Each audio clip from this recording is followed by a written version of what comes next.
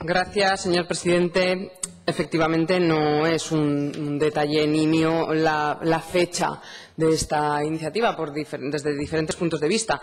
Discrepo con la portavoz de Ciudadanos porque, al revés, yo me alegro de que veamos una iniciativa de Podemos con tantísimo retraso porque, de alguna forma, nos hace tener esperanza de que la mesa no es tan sectaria como para poner solamente iniciativas de los grupos que están en la misma, con lo cual, en ese sentido, nos alegramos, pero, por otra parte, desde luego, creo que la podrían haber actualizado, aunque el propio señor Briz, Sancho Panza aquí, del Gobierno de Aragón, ha dicho, haciendo referencia también a la fecha, que la situación no había cambiado mucho.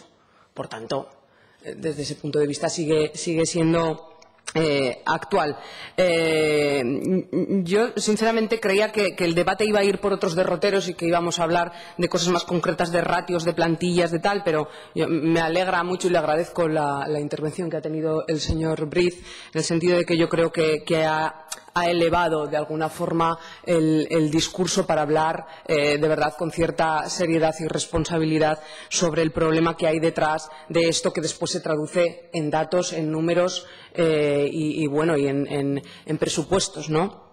Por un lado, desde luego, en referencia a los presupuestos que el partido Podemos, porque otro partido de la oposición que hubiese planteado una iniciativa así, pues tiene más, para mí es más lógico y es más entendible. Pero claro, que un partido que ha aprobado los presupuestos posteriormente a la fecha de esta iniciativa, porque si esto es en octubre de 2015 y después se hacen unos presupuestos y los aprueban ellos, entiendo que los recursos que se van a destinar para este fin son los que han aprobado en el presupuesto para el año 2016. Otra cosa es que ustedes ahora dijeran para el año 2017, eso es otro cantar.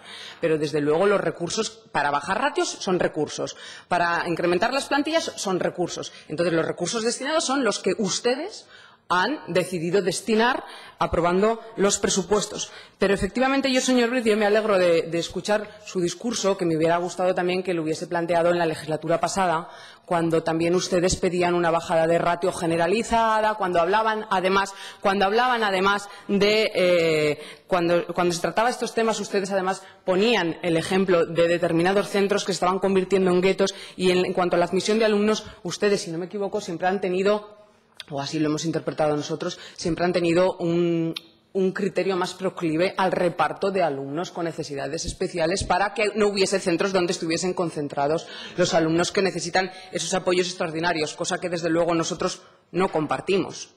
A nadie nos gusta porque creemos que no es bueno que haya centros que, de alguna forma, lo digo entre comillas, se conviertan en guetos o que tengan un número elevadísimo de alumnos con determinados problemas. Yo creo que eso no es bueno para una sociedad.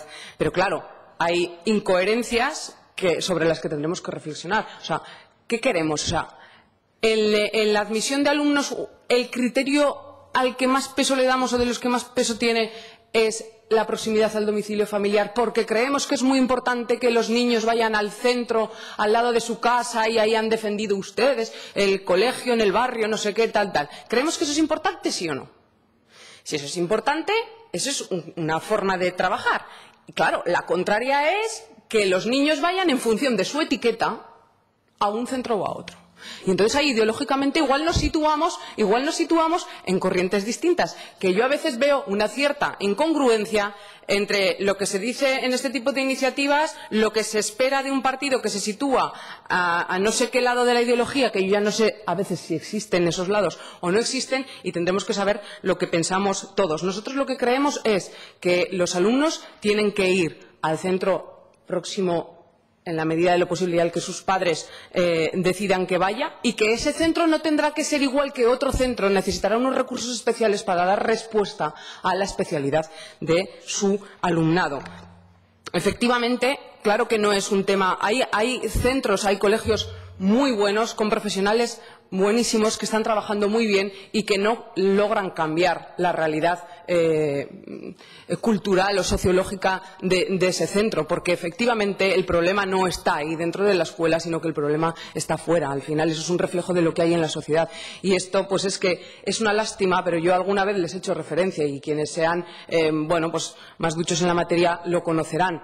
En el año 1966 ya hubo un informe, el informe Coleman, que fue fundamental en las teorías educativas, donde se demostró, su conclusión fundamental fue la gran influencia que tenía el contexto sociocultural de los alumnos en los resultados que tenían esos alumnos, con lo cual eran unos resultados bastante desesperanzadores desde el punto de vista de la eficacia de las escuelas. Eso motivó muchísimos estudios y ahora no vamos a inventar la rueda porque están continuamente investigando para ver qué cosas se pueden hacer desde los centros educativos para lograr cambiar esas previsibles consecuencias del origen que tiene un alumno. Yo creo que se ha avanzado mucho, pero desde luego nos queda mucho por hacer y me encanta haber traído este debate a las Cortes. Yo creo que con esta altura de miras que es donde podríamos intentar llegar a acuerdos en beneficio de la sociedad. Gracias.